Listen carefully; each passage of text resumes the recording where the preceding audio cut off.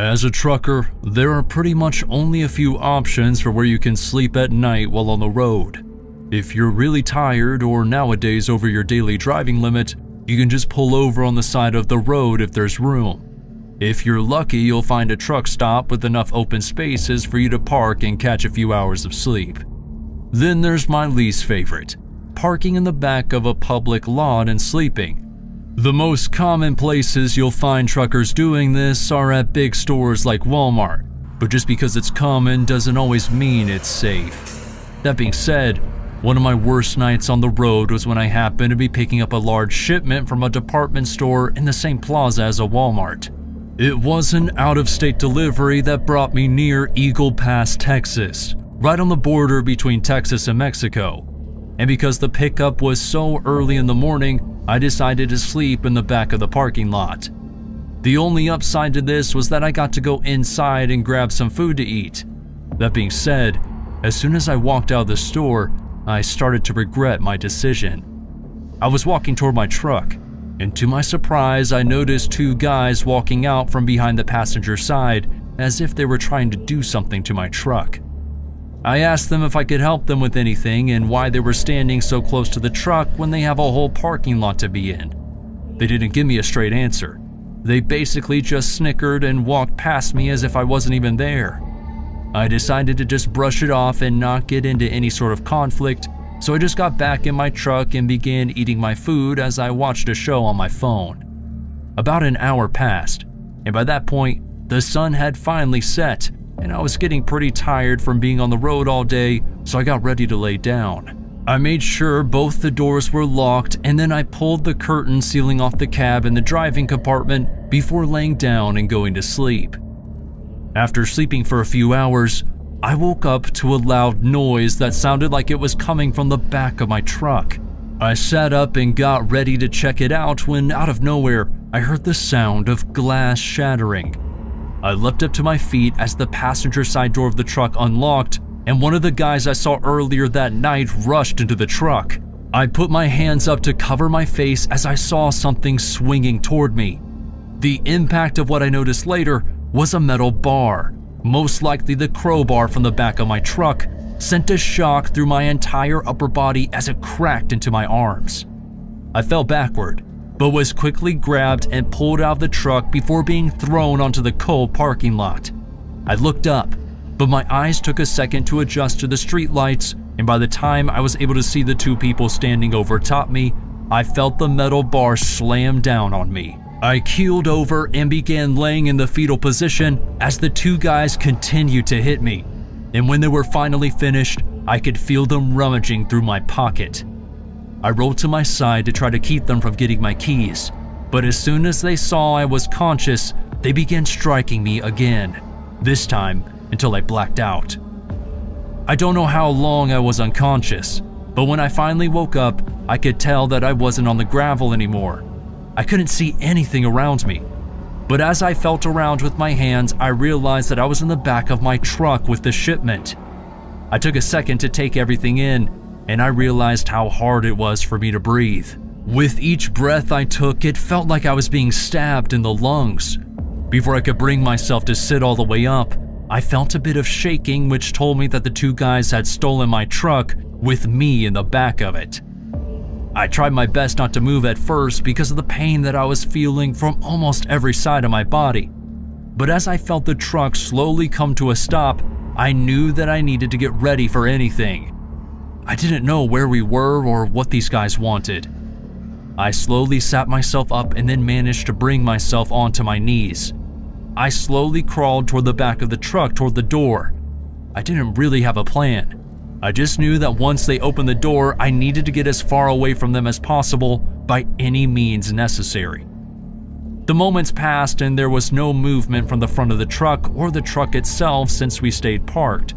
But after what felt like an hour, I finally heard the sound of both the driver and the passenger side door opening and closing. I prepared myself as I heard the latch at the bottom of the door unlocking. As it slid open though, I was unable to move as I was blinded by two flashlights pointed right at me.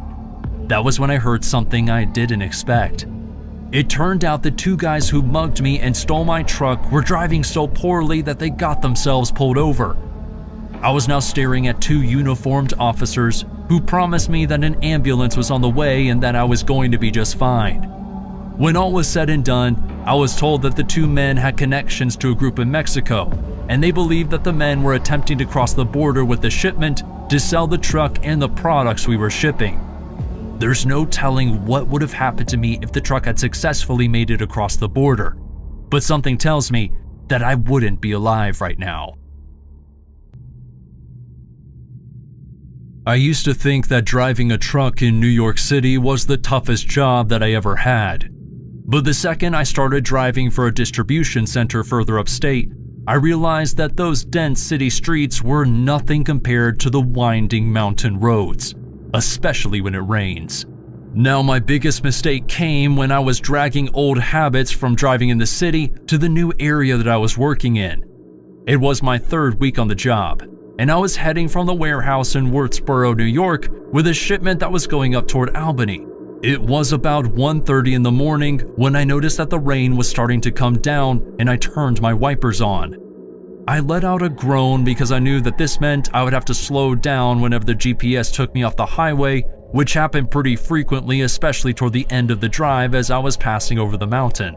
As soon as I got onto the off-ramp, I began slowing the truck down and continued to take it as slow as I could as I began winding my way down the mountainside.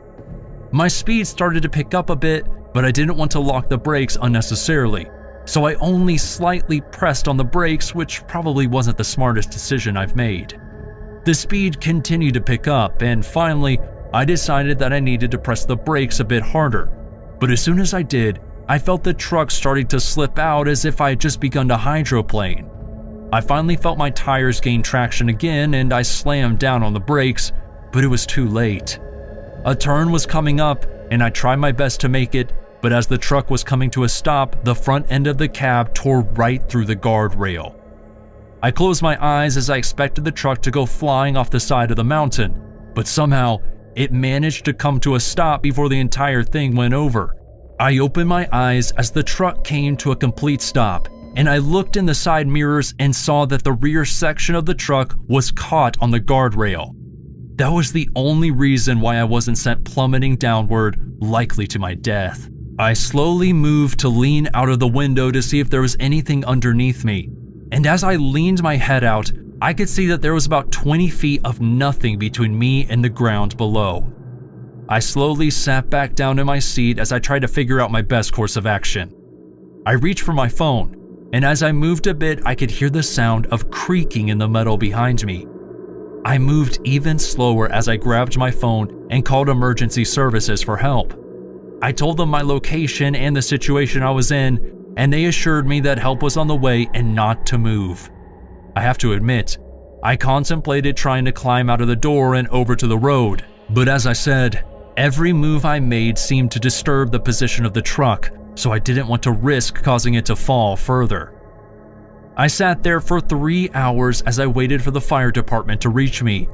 With each gust of wind that blew by, I prayed that the truck would hold me up. Finally, the fire department figured that their best course of action would be to lean a ladder out toward my truck with a harnessed up fireman on it. Once he got to my door, he asked me to slowly open it, but to not let it swing open. I moved as cautiously as possible as I reached for the handle and opened the door. I tried to open it slowly like he said, but as soon as it was cracked, the wind whipped up and tossed it open. The truck shook a bit and all of us held our breath wondering what was going to happen.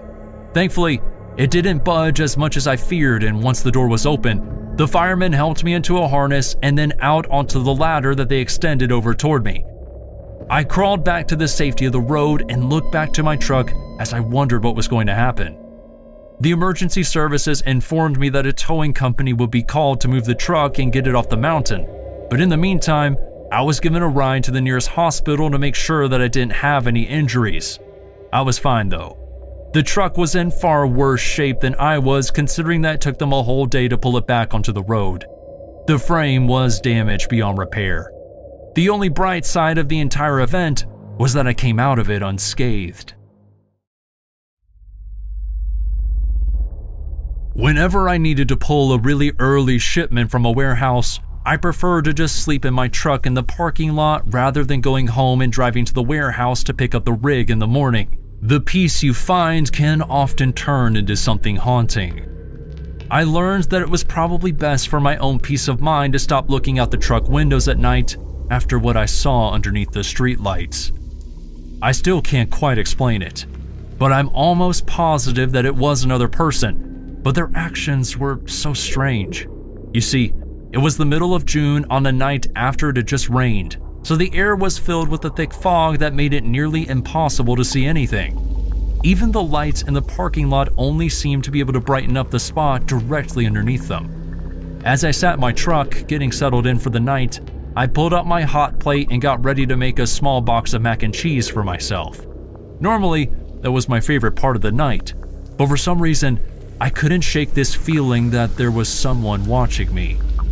I kept looking out the windows and around the truck, but from what I could tell at first, there was nothing or no one there. I decided to cook and then eat my food as the time continued to flow. And just as I was getting ready to step outside and rinse the pot that I cooked in out with a jug of water that I kept in the back, I saw it. Looking through the passenger side window, I could see what seemed to be a figure dressed all in white, standing underneath the streetlight. It was hard to distinguish what it was that I was looking at from the fog that surrounded it, but as I continued to look, I could make out more and more details. After sitting in the passenger seat just watching them, it appeared as if they were staring directly back at me. Now, even though everything in my body was telling me to just stay in the truck, I also started to wonder if maybe it was just a warehouse worker who might need help with their car or something. Against my better judgment, I began rolling my window down a bit and called out from my truck, asking them if they needed any help, but there was no response. The figure just cocked its head to the side a bit and continued to stare in my direction. After a moment of silence passed, I was too uncomfortable to leave the window open anymore, so I closed it and then made sure that all the doors were locked and secured. I turned to look over to the driver's side to make sure that the door was locked all the way, and by the time I looked back to the streetlight, the figure was gone. For a second, I felt a bit of relief, but then that overwhelming feeling of something watching me was back. I frantically looked around the fog, hoping to catch a glimpse of where that person went. It took me a moment, but eventually, I found them. I practically jumped out of my seat and into the back of my cab out of fear as I noticed that they were now walking toward my truck with their heads still cocked to the side. Even though I was sure that I was looking at a person, I couldn't help but get the sense that there was something much darker involved here, even though I know that's ridiculous. I locked eyes with the figure as it got closer and closer to my door. To my surprise, it eventually passed right by me, but to my horror, I realized that it was only to circle around the truck. The figure disappeared behind the truck's blind spot, and that was when I heard a sound that made my skin crawl. As if they were dragging metal across metal, there was this intense screeching noise that came from the trailer that was hooked up to the back of the truck. I tried to find the source of the noise, but by the time it stopped, I couldn't see anything or anyone. I sat in my truck for another few minutes in fear, looking over my shoulder every other second, wondering where that person had gone to. Thankfully, they never came back. But when I woke up the next morning and stepped outside the cab to do my inspection, I realized that there was a massive scratch running along the back end of the trailer. I looked around for any sign of the person that I had seen the previous night, but I couldn't find anything. And when I spoke to the warehouse manager about the incident, she mentioned that a similar instance occurred to another driver about 2 years before me, but no one could ever find out who it was that was standing in the parking lot. All I know is that was the last time I decided to sleep in the cab instead of in my bed when I had the option, even if it means waking up and driving to the truck really early in the day.